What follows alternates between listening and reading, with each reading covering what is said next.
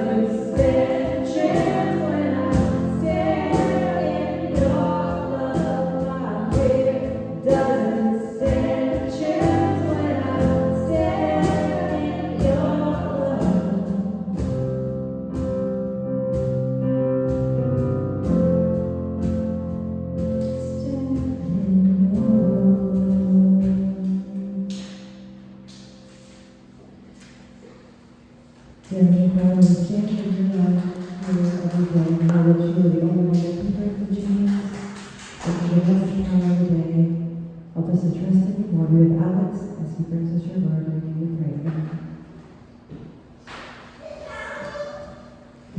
Matthew chapter 11, starting at verse 25. At that time Jesus said, I praise you, Father, Lord of heaven and earth, because you have hidden these things from the wise and learned, and revealed them to little children. Yes, Father, for this is what you were pleased to do. All things have been committed to me by my Father. No one knows the Son except the Father. No one knows the Father except the Son, and to those to whom the Son chooses to reveal him. Come to me, all you who are weary and burdened, and I will give you rest. Take my yoke upon you, and learn from me, for I am gentle and humble in heart, and you will find rest for your souls. For my yoke is easy, and my burden is light. We're working through the book of Matthew. We're in Matthew chapter 11. We're closing out Matthew chapter 11 today with these verses. And I've been thinking about the apocalypse this week, and it's not just because, China attacked the Philippine Navy, and America said, hey, if you attack Philippines, we're going to attack you. And it's not just because Russia said they were going to harm North Korea. If you haven't listened to world news this week, I'm sorry that I'm going to give you a little bit of anxiety here. There's a lot of stuff going on, but that's not why I'm thinking about the apocalypse. I'm thinking about the apocalypse because of this passage and studying this passage. And you're probably like, why does this make you think about the apocalypse? What comes into your mind when I say the word apocalypse? End of the world, yeah. Total destruction. What else? Jesus returning. Jesus returning. What else? Scared. Not a good thing. A bad thing. Listening to the world news, right? Images of disaster movies, perhaps the end of the world. You think of maybe giant, monstrous creatures. Our English word apocalypse comes from a Greek word. But the word used in the Bible is used completely different from how our English use of the word is used. We think of the apocalypse. We think of movies like Mad Max, or I Am Legend, or Zombieland, or The Last of Us, or The Road. We think of a series of cataclysmic events, and people are walking around with axes and just going full barbaric. That's very different than how the word is used in Greek and in the Bible. The word in Greek is apocalypsis. Anybody? It's real fun to say. You want to try it? Apocalypsis. Apocalypsis. And it means, you can see where we get apocalypse from that, right? It sounds very similar. In Greek, the word does not mean total destruction. It does not mean the end of the world. It does not mean disorder and chaos. It means to reveal something that was hidden. There is something like what's underneath his cloth. You can't see it, and all of a sudden you can see it, and that is an apocalypse.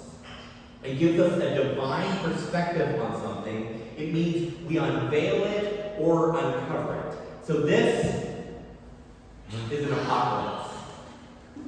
I didn't pick the statue up of a cat and smash it on the ground and say, that's an apocalypse. We destroyed it. There is nothing left. I took off the veil and now something you couldn't see before, you can now see, and it makes sense to you. I think we have a picture. Hey, good morning. I think we have a picture here of, has anyone ever seen this picture of a rabbit? Yes. Yeah. It's a rabbit duck. It's an optical illusion. It looks like a rabbit, right? But then once somebody tells you, hey, those ears are actually a beak, it looks like a duck. And once you see it, you can't unsee it. Does everybody see it looks like a rabbit? Yes. Then look at those ears and imagine that they're a beak instead. And all of a sudden it looks like a duck. And you're like, what is my brain doing to me? Everybody see the duck? Yes. Yeah, isn't that weird? That's an apocalypse.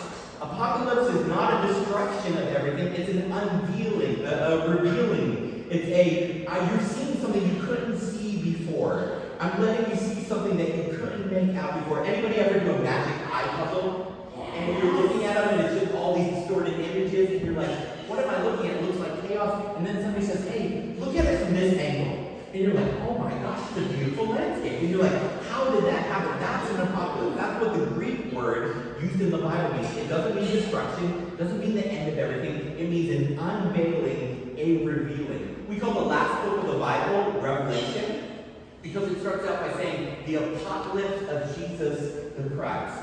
That's what it says in Greek. It's the revealing of Jesus Christ. So we call the book Revelation because it's the revealing that he's giving us. So you say, okay, Alex, all that's great. We use the word apocalypse completely different than the Greeks and the biblical authors did. So what does that have to do with this passage? I don't see the word apocalypse anywhere here in the passage we just read. That's because in the English, apocalypse has been translated as revealed. In the original text, in the Greek, the word apocalypse is used twice in this passage we just read. Now, no end time speaker, if some church is like, here's a prediction of the end times, come out and buy my best-selling book. Only best-selling in Christian circles, and listen to this end times presentation about when the world's going to end. No one flips open to this passage, but the word is used twice here, apocalypse. Something hidden is being revealed. Look at verse 25. It says, great job on the slide, so I appreciate you jumping in back there.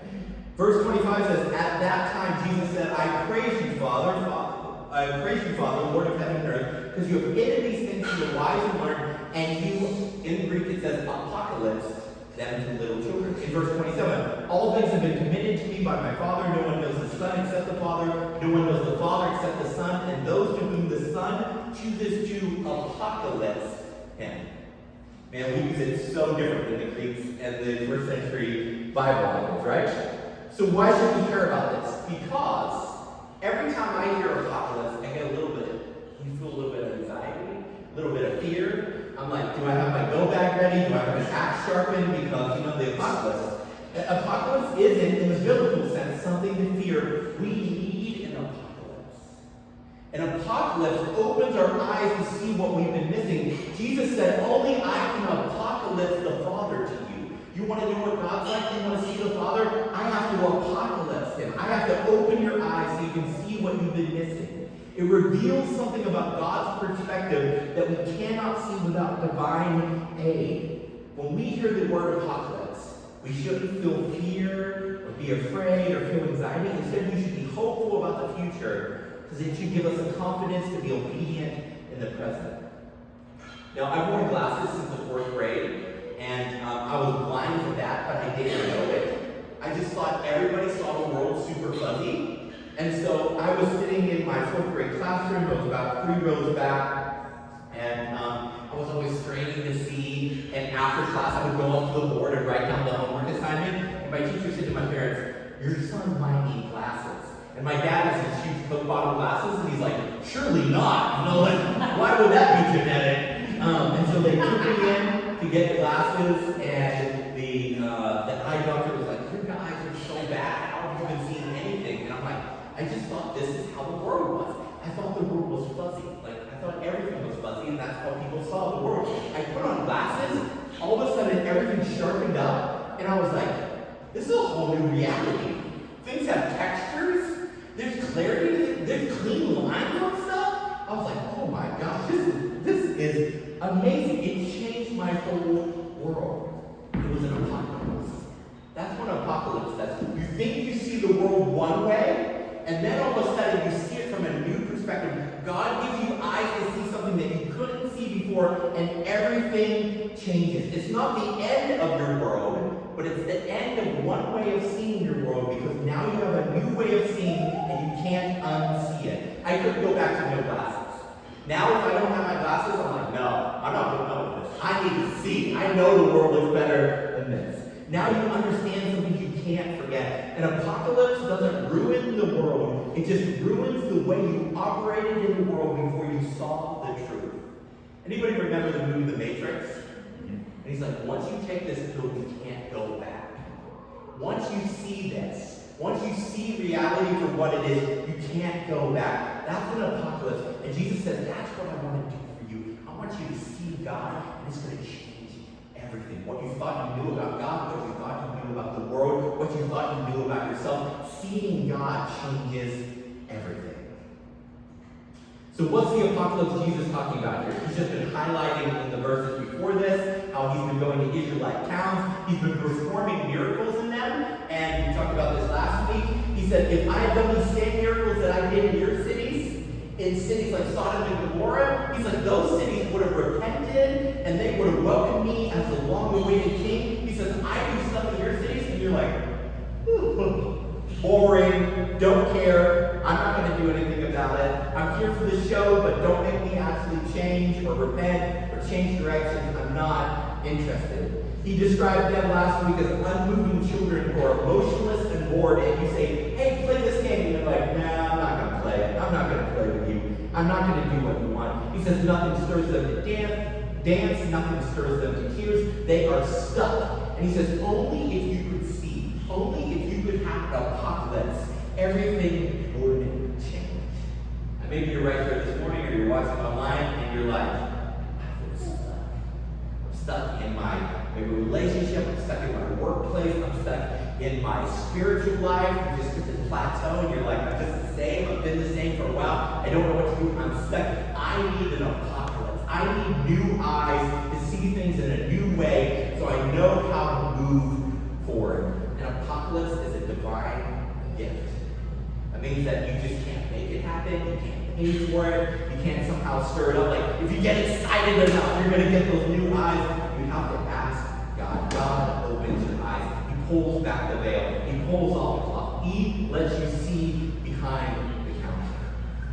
And Jesus says those who see him for who he is are enjoying now who lives from God. It's a divine gift to recognize Jesus as more than just a mere teacher, but to see him as the divine human, the God-man, the Messiah, the long-awaited king that Matthew's been talking about in this series over and over again.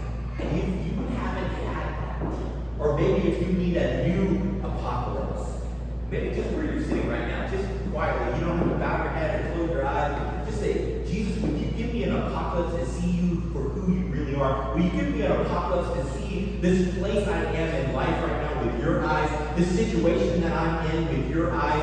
And you're like, man, I wish it was over here, or I wish it was farther ahead, or I wish it was back there again. And instead, if you just say, God, give me eyes, give me divine sight to see where I am and to see what I should be doing and see what I should be seeing right here, right now. Maybe you think, I don't know if it's God or not, I don't know if Jesus is God. Hey, listen, these words are harmless, nobody knows you're saying them. If there's not a God, no one's listening, so it's not going to do anything. But if he's really a God, I think that if you say, open my eyes to see, he will. My aunt, a few years ago, I was talking to her about Jesus. She's not a follower of Jesus. And she said, your mom, really, she's like, she just gets Christianity and she's all about it, but she's like, I just never had it. I've never been able to see it. And I'm like, ask for the eyes to see. And she's like, nah, if I see it one day, I'll see it. I'm like, what's it going to hurt to ask? If you really want to see it, ask for the eyes to see. Ask for an apocalypse. Ask for your eyes to be open.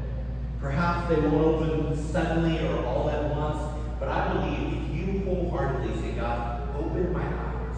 Give me divine eyes to see what I've been missing. Help me to see you. Help me to know you better. He will.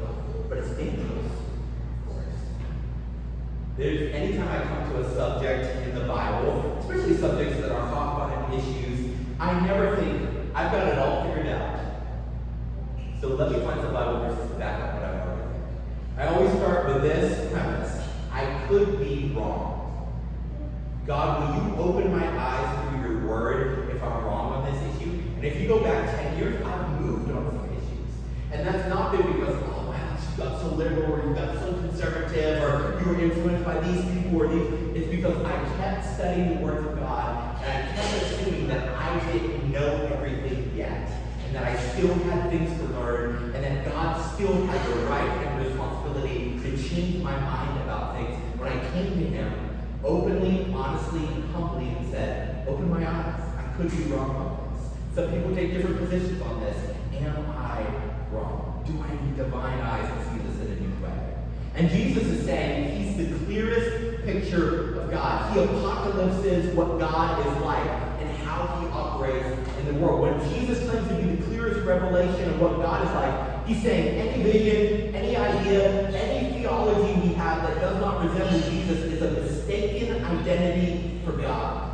Sometimes I hear people shouting about how God hates some people for their sins, or how God is going to, Jesus would go smite these people and do, and I'm like, you know what? Jesus is the clearest picture of what God is like. Does this sound like Jesus? And there's a lot of people shouting things in God's name who don't sound anything like Jesus. They don't live lives that look like Jesus, but they use Jesus' name. The clearest revelation of God we have is Jesus. Jesus ate with sinners.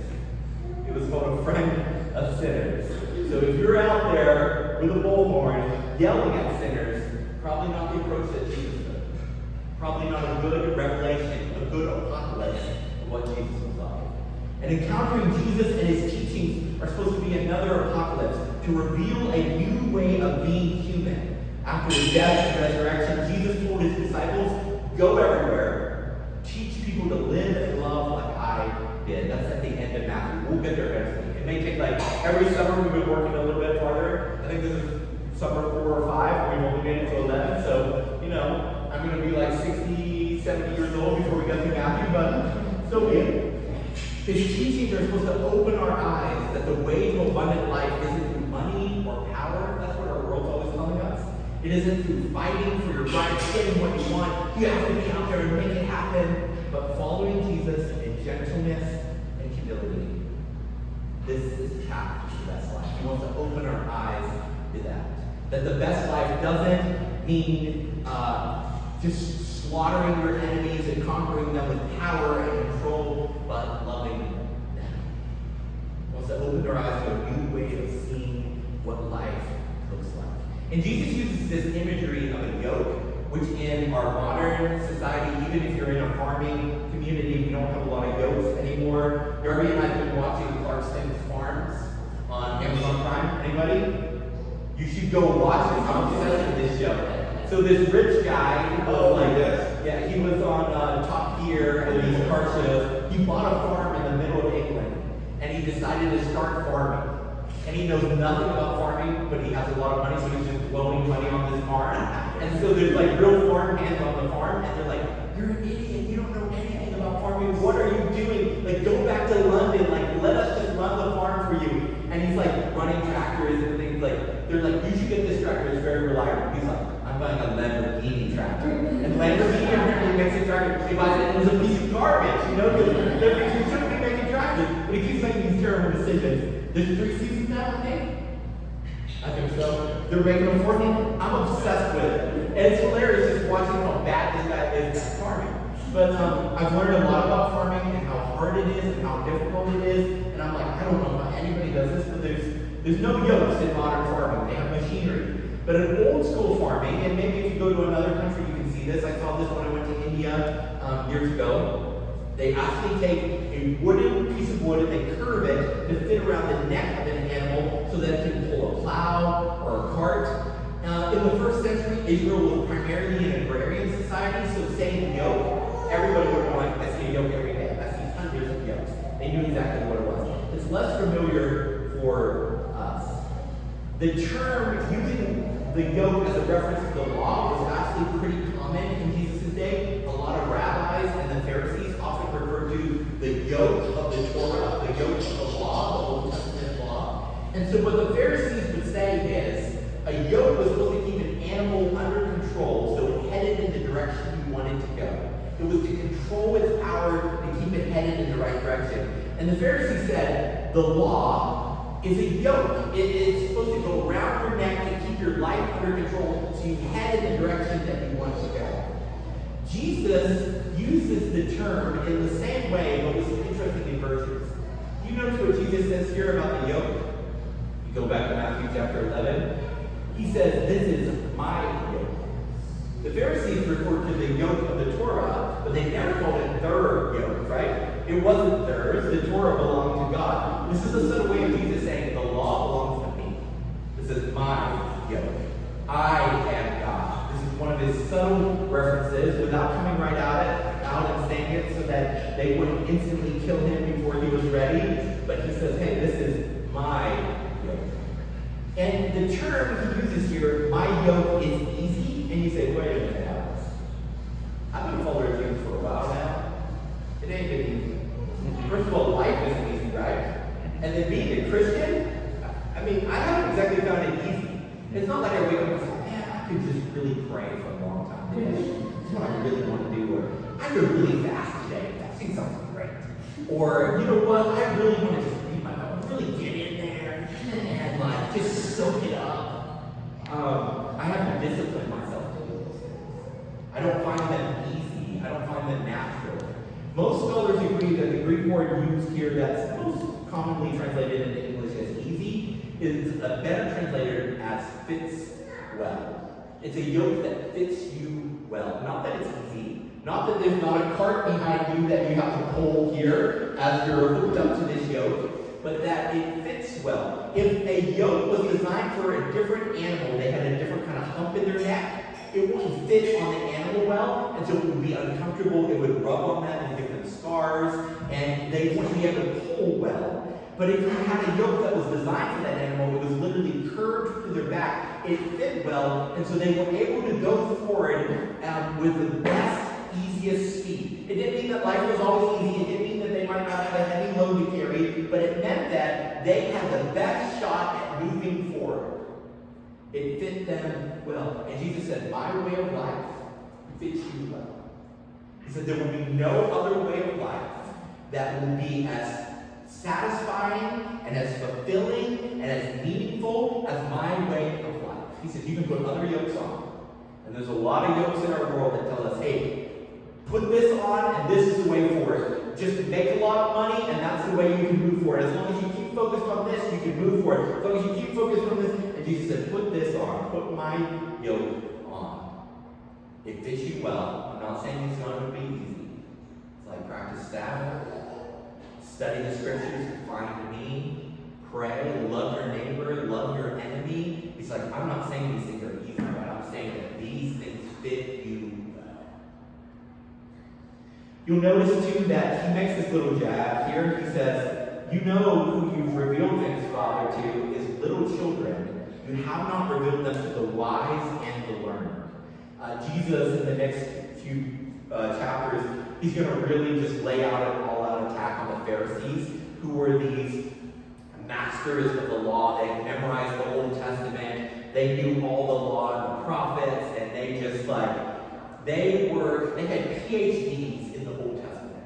And so most common people, when they heard a Pharisee talk, they were like, they are so far beyond me. I will never be able to understand what they're talking about. I will never be able to reach their level. And what Jesus is saying is, you know the people who don't get who I am and what God is like? The people who think they're too smart already. The people who think they're wise and learned, they're missing it. I'm not being revealed to them. He says the little children, those are the people who see it. My daughter, she's constantly asking questions. She's like, what is that? What's that do, Daddy? Why that looking at me? I'm like, well, that's a bird. He looks at people, I don't know why he's looking at me. And then she just asks about everything. She wants to learn about everything. She wants to know more and more and more. She constantly wants to learn. And so Jesus says the children are the one that God is revealing himself to, not the ones who are wise and learn. Because when you're wise and learn, you think, I already know it. I already got it all figured out. I don't have anything to learn. Children are like, I need to learn everything. I know nothing. I want to know everything. Tell me everything. Why is it blue? Why is that green? Why do you park here and not there? Why do you do that? What's this for, Daddy? Why is this? Why is that? Everything. They want to learn everything. And Jesus said, if you want an apocalypse in your life, if you want a divine revelation, if you want eyes to see, don't think I got it all figured out.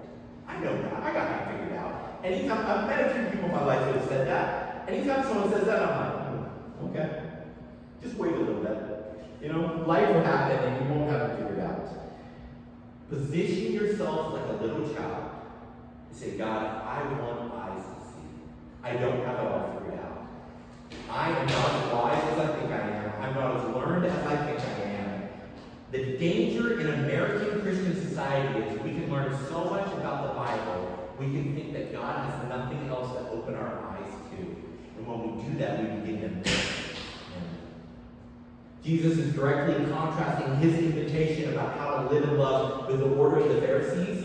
There's 613 commands listed in the Old Testament for the Jewish people to follow. But the Pharisees added another 1,500 rules on top of that to keep you from getting even close to breaking one of the 613. So one of the ones was you can't plow on the Sabbath. You were supposed to take a day and Shabbat, stop, rest. Remember that God keeps working when you stop. Well, the Pharisees said, you know what? Picking a gray hair on the Sabbath, that's very much like plowing. Kind of a gray area, but it was really bad. Dad joke. But they said, we should outlaw that. And so one of the 1,500 commandments they added was Shabbat, Sabbath. That includes also not plucking out a gray hair out of your beard or your head, because that's plowing, that's reaping. Don't do it. It was that kind of tedious stuff that they were pushing on people, and Jesus said, hey, you know how I sum up the 613 laws of the Old Testament? Like this, in Matthew 22, verses 37 through 39, Jesus was asked to sum up all the law and the prophets. This is what he said. Love the Lord your God with all your heart, with all your soul, and with all your mind. This is the first and greatest commandment. And he said the second is like it. Love your neighbor as yourself. All the law and the prophets hang on these commands. He's like, you can sum up the 613 like this. Love God right. Love other people right. You'll be good. Some of us need an apocalypse to remember that more religious busyness isn't what Jesus invited us into. He didn't invite us just to keep some moral rules so that we could have an easy life. Like, if I do the right thing, then God will bless me and I won't have any problems. He invited us to become like Him, to learn how to live and love like He did, and to be a part of ushering in His kingdom, to restore the relationship between heaven and earth. The human story is headed for an apocalypse. Your story is headed for an apocalypse. But not the world-ending wastelands of our Hollywood blockbuster. It's headed for revealing, where the kingdom of Jesus will be known openly. Right now we talk about it, but one day the King is coming back. Death tried to stop him, but it couldn't. He came back. He's alive. One day He will rule and reign. He's coming back, and people are like, yeah, sure, buddy. That Jewish rabbi's dead in the ground somewhere. I don't believe you. He's not. But there will be one day where we will no longer just talk about Jesus in whispers and longings and say, hey, He's coming back, but He will be here. We are headed to a revealing where the final pieces of the kingdom of darkness will be dismantled. Death and sin will be defeated forever. We're headed for a revealing where we will no longer believe without signs. Right now we're like, I believe it, but man, it's really hard to believe something I don't see. Some mornings I wake up and I'm like, did a Jewish rabbi 2,000 years ago get executed by the Roman Empire and really come back to life? Right now, I really need a cup of coffee before I believe that. You know? I have some mornings like that. There will be a day where I won't have to wonder because King Jesus will be sitting on His throne. We should be praying for a personal apocalypse. We should be praying for a worldwide apocalypse. We need to see things like God does. We need to lift the veil and reveal Himself. We don't have to be afraid because an apocalypse isn't an act of destruction. It is an act of love, where God gives you His eyes to see what you're going through, to see what you're facing, to see what's ahead of you like He does. Matthew wants us to ask ourselves, what am I currently missing? What am I currently mistaken about? Because I simply haven't been given the eyes to see it God's way. Somehow positioning ourselves in that posture, saying, you know what, I might be wrong, I need your eyes to see. I don't see everything right, I don't see everything clearly, I may be missing something. Somehow that positions us for God to give us the eyes that we need. So as we end this morning, I'm just going to pray for a minute, and I invite you to thank God for a personal apocalypse, to give me the eyes to see where I am. Maybe position me in a place to do something. Position me in a place to be a light. You position me in a place to forming something in me, or helping someone, or help me to see my neighbors in a new way. Help me to see my enemies in a new way. Help me to see my friends or my family in a new way. Let me see these issues that I'm struggling with. Do I have a new perspective on them? Lord Jesus, we ask that you will bring an apocalypse. Not a world-ending, earth-shattering natural disaster that wipes everything out, but rather something that shakes up how we see the world and changes us from the inside out. Something that gives us new eyes to see our marriages and our relationships, new eyes to see our jobs, new eyes to see our communities, to see our neighbors, to see our enemies. God, will you give us fresh eyes to see the world like you see it, as a world filled with hurting people, bound by darkness, desperately in need of light and freedom. God, so often my vision is so short-sighted.